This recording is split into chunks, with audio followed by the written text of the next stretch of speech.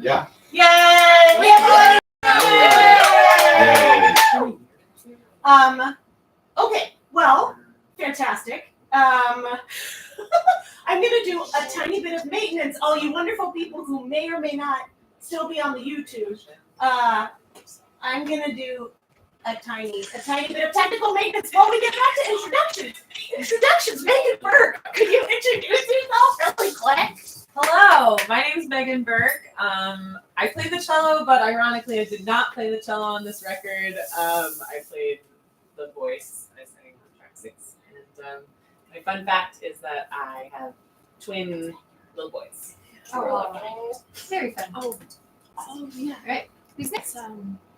I think Raquel's gonna be next, but she's helping me log into her laptop. Pass.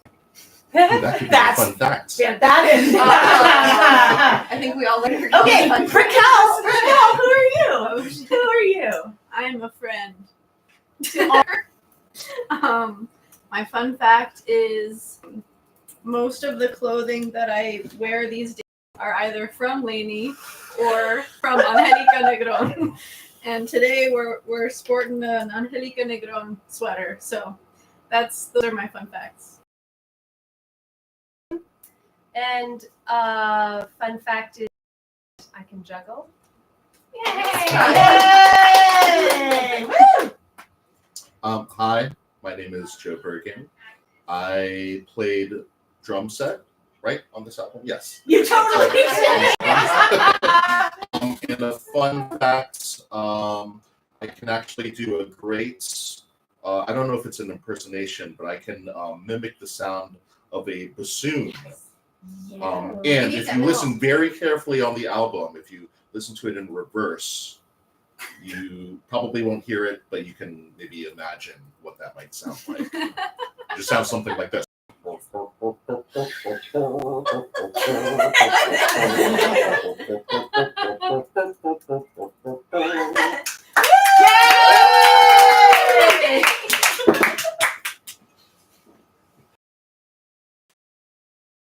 Wisdom teeth, and now I have 0.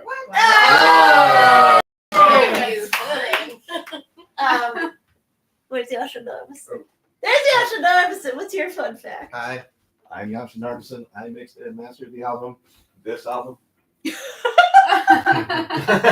My fun fact is that I noticed Joe Bergen's secret bassoon sound, and using specialized advanced VST acoustics, I made it so that if you're in exactly the right shape of room, you'll hear it, but like a choir of 16 of them. Wow. Yeah! Only in the right shape of room. So, What shape is that? You got And my fun fact is that I'm just gonna lean in. My fun fact, is that even though it's Passover, and on Passover, you're not supposed to have any leavened items. You're not supposed to bake like cookies and bread and whatever. Jews don't do that. Lainey couldn't help herself, and I made challah. This is the least traditional thing in the universe, but my fun fact is just when I'm really happy, I just want to make challah and cookies. So I love all these people, and I just couldn't not make challah and cookies for them. So that's my fun fact. Yeah. We love you for that. Fun fact, we live on Smith Street. There's going to be all kinds of beeps and boops and stuff. Okay. Our next thrilling episode for the folks who are still on with us, thank you so much for being on with us. The next thrilling moment in our chapter is on our album, Andy Channing had to hold a high B, like a high B on her violin, beautiful singing lyrical high B for 7 minutes. We put her in a little ISO booth. Andrew over there is like, all the mics on you, Andy Channing, and we just went to town for 7 minutes. So we just thought to recreate the intensity of the Andy Channing high B experience for you. We're gonna make her do it again, but instead of just having her in an ISO booth, we're gonna get Joe Bergen, that's Joe Bergen, to try and get her to break, because she is like the most professional ninja amazing performer ever. But we think Joe Bergen can make her break. So it's going to be kind of like an SNL moment where, like, how steady and straight of a high B can Andy Channing do? Let's find out. Let's find out. Okay, find it here. Yay!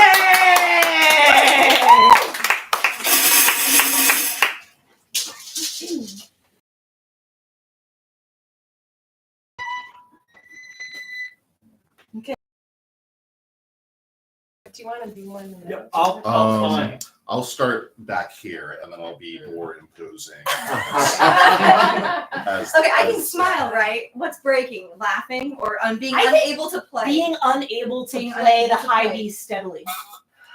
Say when, Andy. Okay, let's see how long I can go. And if I pass this.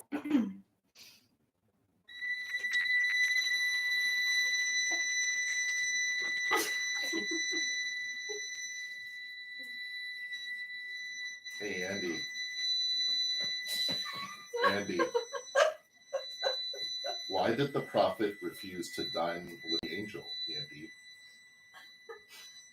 It's because.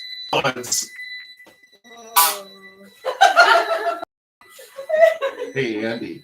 Yes, Joe. Andy, why did the scribe say when the angel suggested a romantic stroll? I don't know. But can one truly walk alongside celestial majesty without tripping over one's own sanctity?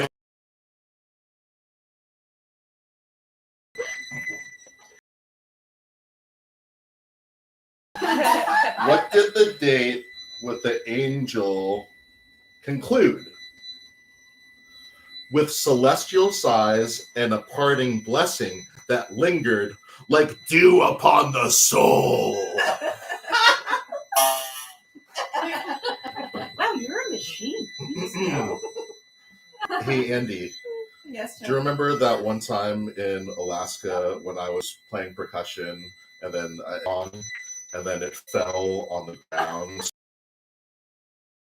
I don't know if you videoed it. I did. Oh, you videoed it. You videoed it. But yeah, I hear that video like maybe I've heard that video every single year since then, and it haunts me in my dreams. Hey Andy, what did the monk quip when asked to dance by the angel? I don't know what. But my steps are. I don't think. You already, we're at uh, like, what is it? 3 minutes you've been holding this. You are About 2.5. okay. Timekeeper. That's right. After that 7 minutes, I could do this or else I would break. When was that? Morton fell. Someone had an unfortunate incident of diarrhea. That everyone could hear. And as this was happening, I was in the corner, like observing this whole thing unfold, and like the tension, like you could cut it with a knife. And everyone's being very polite. They, either a straight face, maybe there's a bead of sweat rolling down, but but yeah, I was laughing. I was basically laughing without making any noise, looking directly at you. This is something Joe practices a lot every summer. Yeah. How do you call a moose, Joe? Well, moose, as Andy has told me, moose are very social creatures. So if you go up to a moose and have your arms out like this, like like the moose antlers, all you have to do to get their attention and for them to like come up to you is go.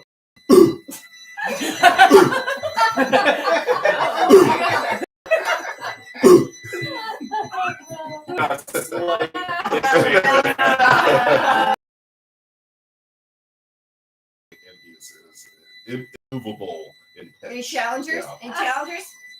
Hey Andy, Yes, how lady. many violinists does it take to change a light bulb?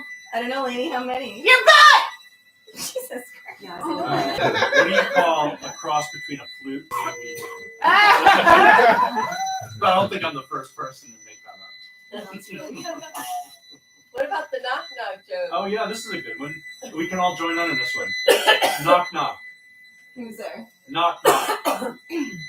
Who's there? Knock How knock. long is this gonna go on? 6 Well, minutes. You got right along. You Knock have a knock. minute and 30 Knock knock. Who's there? Knock knock. Who's there? Knock knock. Who's there? A priest Yeah. What is it? Something. How does this go? What about 3? It's a something. Walks into a bar. Yeah, A who is rabbi the 3? A priest, a monk, and a priest, and a rabbit. Oh, I think there's been a typo. Yeah! Yeah. She's unstoppable. Should I break just to end the episode? Andy, don't you love your baby? Well, can we get a countdown? Yeah. Oh, we got 24 seconds left. Oh. 21, 20, 19, 18, everyone, 17, 16, 14, 13, 12, 11, 10, 9, 8, 7, 6, 5, 4, 3, 2, 1.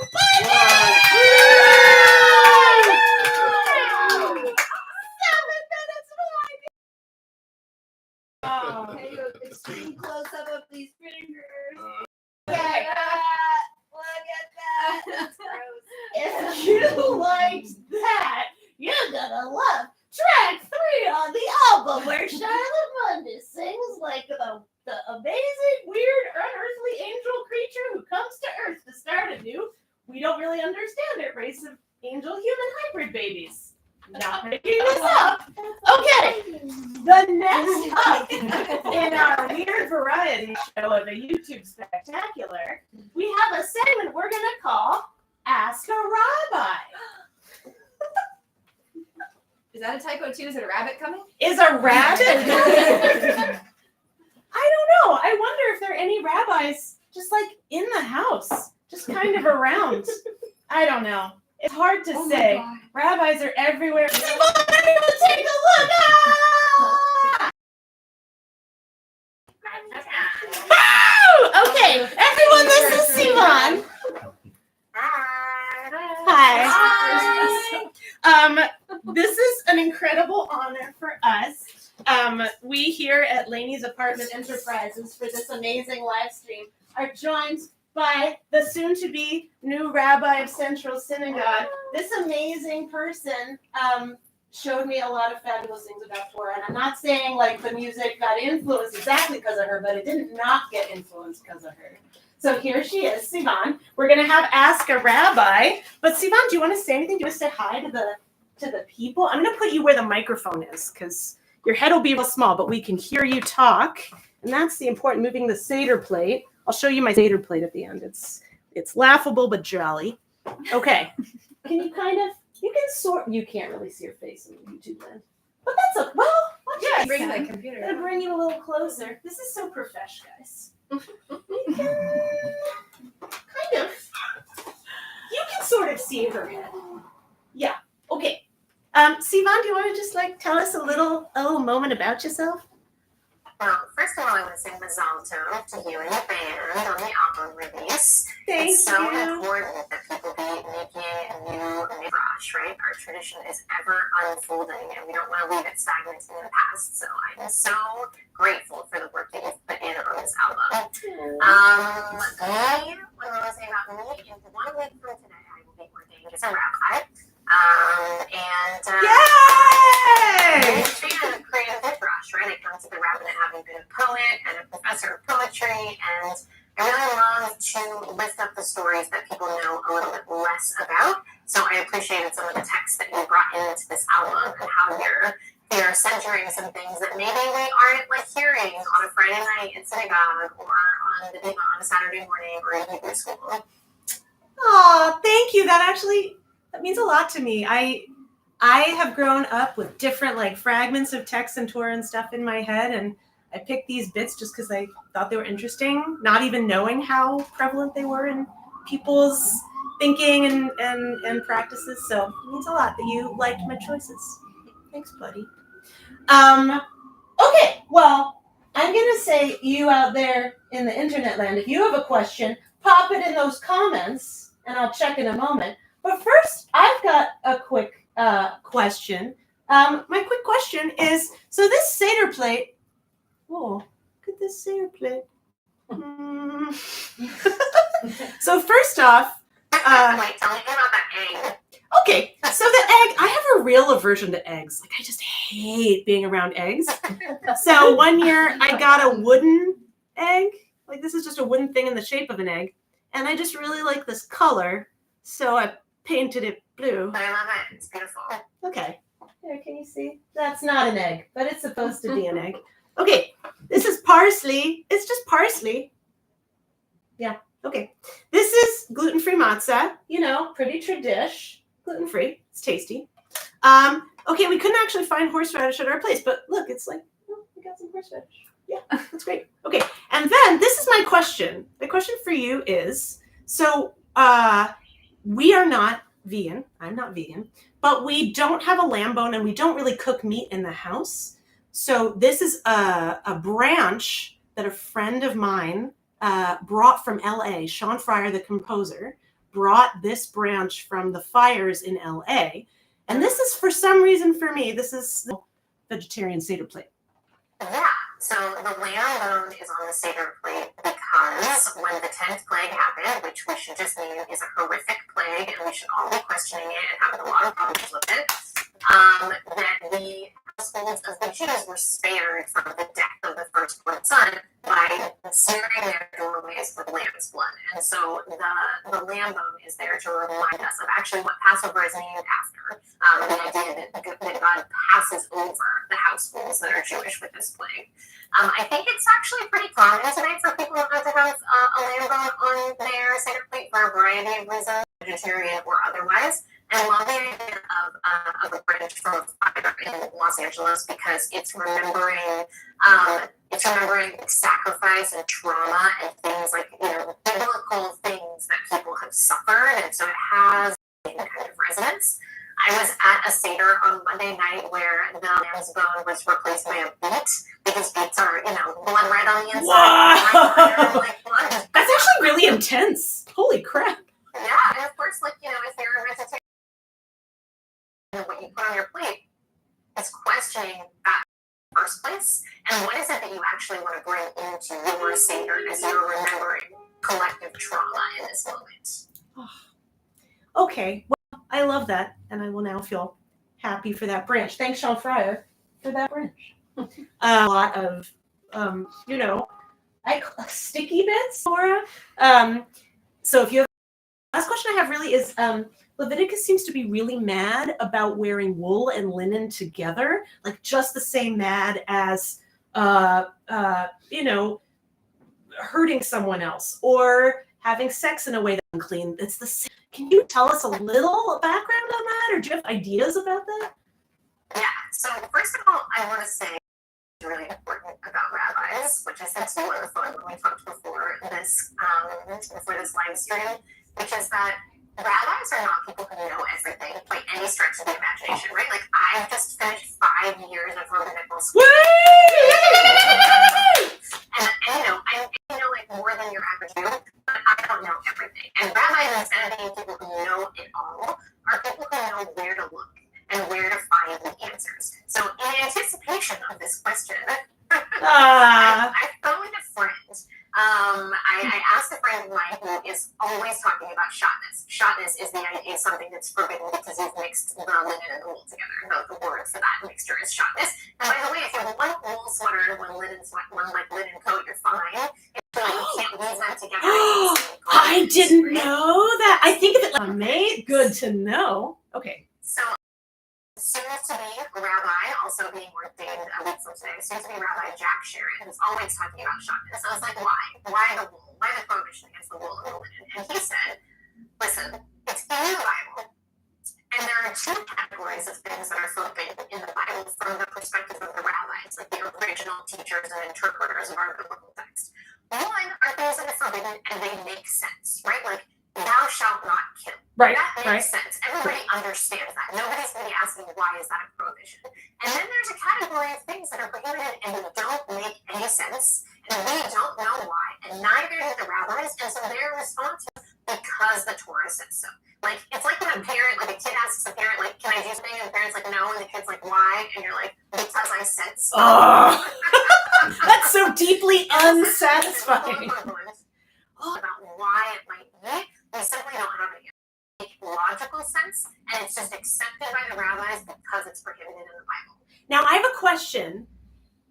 I said I'd be done, but I have one more question. So I look at that rule and I love my Judaism, and I don't, that traditionally have been a part of being Jewish that I choose not to do. And I've always thought to myself, oh, it's so Jewish that I question and I think about it and I look at what it means to me in 2024. Does that resonate with this like idea of the mitzvot and you're doing it? But also in my mind anyway, one of the mitzvahs is like, think, think and question and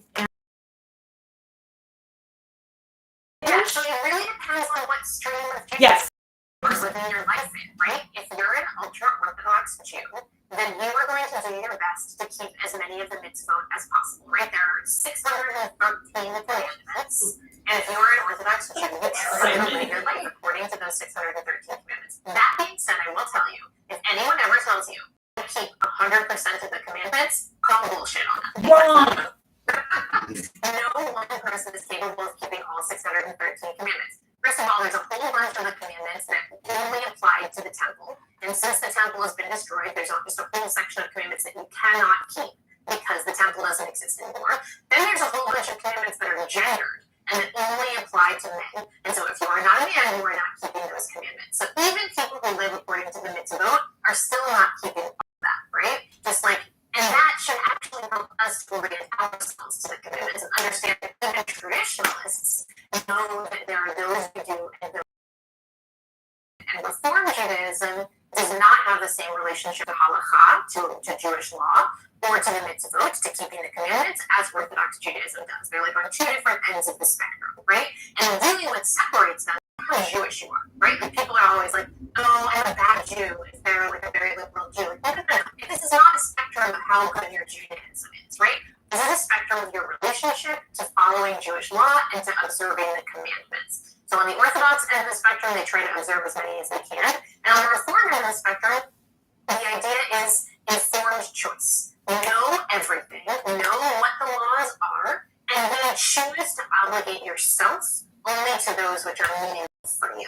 That's the Muslim approach, right? And then there are, conservative is sort of in the middle, tries to keep as many commandments as possible, but is living in the modern world as much as possible. There are plenty of Jews that are like apathy and walking.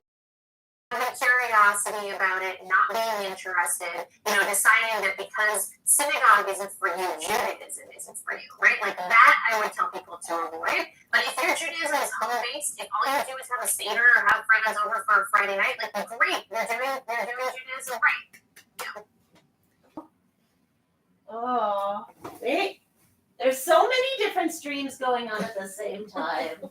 Wait, while I'm trying to figure this out, does anyone else have a question for Sivan? That's very conspicuous scrolling. I'm having trouble seeing the comments. So while I'm having trouble seeing the comments, I'll ask one more question if no one else has a question. So I am trying, talk about, and P.S., the way Sivan talks about Judaism, I think of as citizenship or membership to any group or peoplehood of just like the only crime is apathy. You just think about it and find the answers for yourself. Are suffering right now with the matzah. Literally the number. That's not where I thought that sentence was going. Okay. Well, Who's yeah. suffering with the matzah? Right. Oh, yes. So like all the yes, let's keep it a little light for the live stream. A lot of my friends are suffering. Like literally the number of, I'm constipated texts that I've gotten. This is perhaps too much, and you tell me if it's too much. But I did not keep Passover this year. I do some years, I don't other years. I did not this year. And all my friends on the album are here, and they're never all with me. And my signature thing that I want to do for people is bake my regular baked goods. So I'm like, everyone's coming for a Passover live stream. I'm gonna make my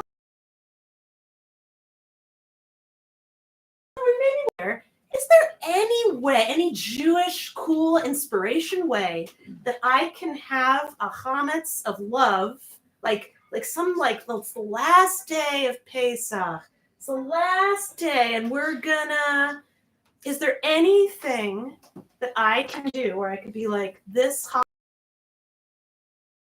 Pasadic.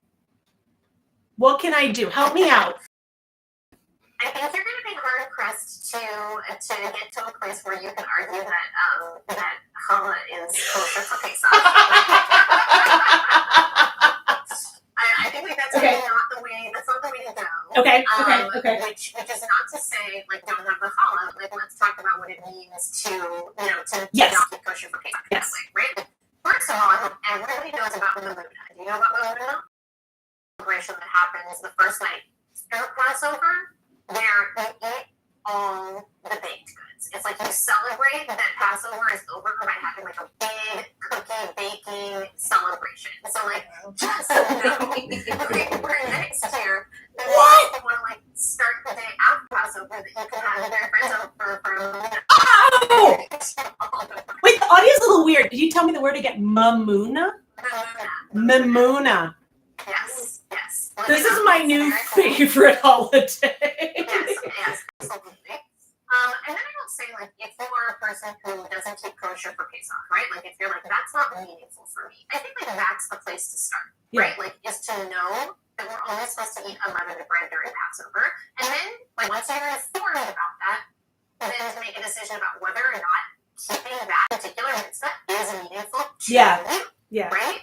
And I had someone. Student of mine reach out to me and say, listen, I'm having all these health problems. There's very little I can eat. I really wanted to keep kosher for Passover this year, but I was more important. And I think like that's a good opportunity to talk about things like a lot of people have eating disorders or have relationships with food. The holidays that are restrictive, whether that's Passover for bread or whether that's Yom Kippur for the food altogether, like, that's not necessarily healthy for people who have a troubled relationship with food. And again, I think which is like, okay, so I don't fast from food, but what about fasting from something else? What about like a technology fast for the holiday? Yes. So, like, if you're not going to keep kosher for Pesach in the traditional way with eating unleavened bread, like, and you're going to eat bread during Passover, fine. Is there something else that you want to be more conscious of during those days of Passover instead? Bless your face. You're so inspiring. You're so many questions. And bid you a fond farewell. Sivan really above on graduating and being ordained.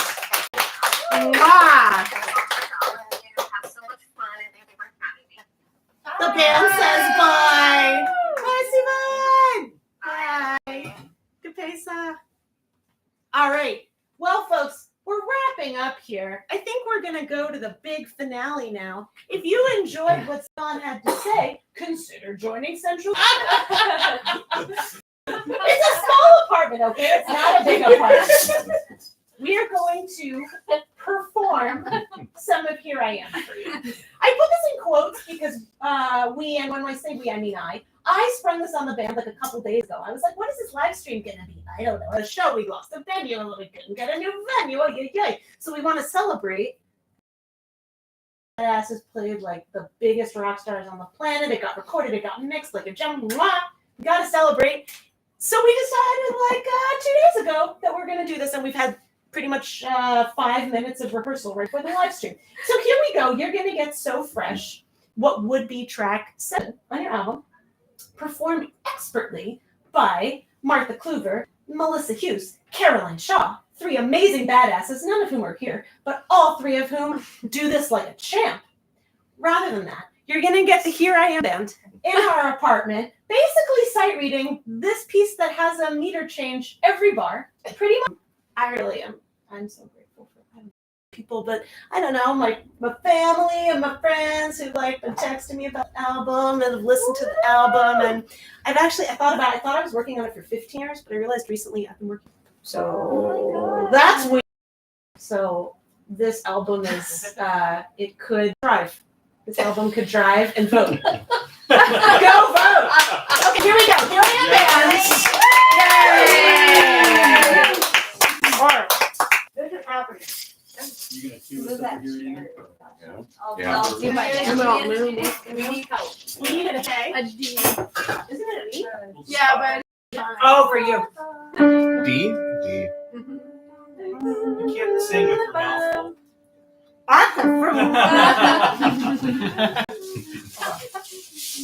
Hold on, a little coffee. How long? Opens up the vocal cords. Okay. YouTube, forgive us, for we know not what we do. All right. I don't have any. What's any? No. Thank you.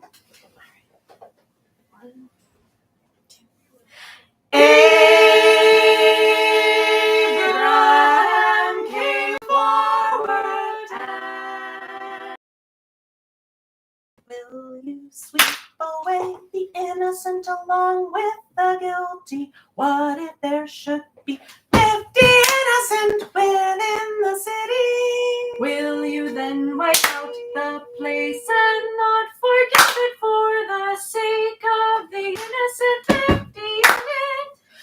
Far be it from all the earth you must be. And the Lord answered, if I find within this letter 50 innocent ones, I will forgive the whole place for they. Here I venture to speak to my Lord, I who am but dust and ashes. What if the 50 innocent should lack? And the Lord answered, I will not destroy if I find 45 there. But Abraham spoke to the Lord. What if 40 could be found there? I will not do it for the sake of the 40.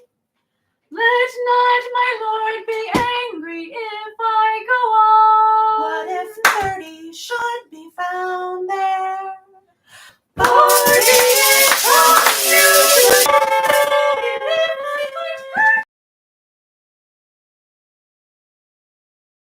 to speak, my Lord. What if 20 should be found there? I will not destroy if I find 20. Let not my Lord be angry if I speak one last time. What if 10 should be found there? I will not destroy.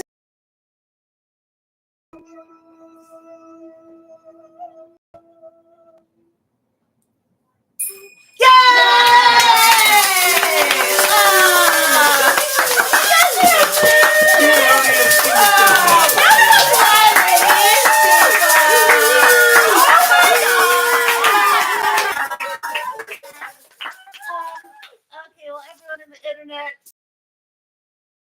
for whatever this was, good Pesach to all those who are celebrating. Happy Juma that just happened. Happy, I don't know any other holidays. There's a lot of holidays. I love you. Listen to our album. Get in touch. And yeah. Okay. Congratulations. Yay!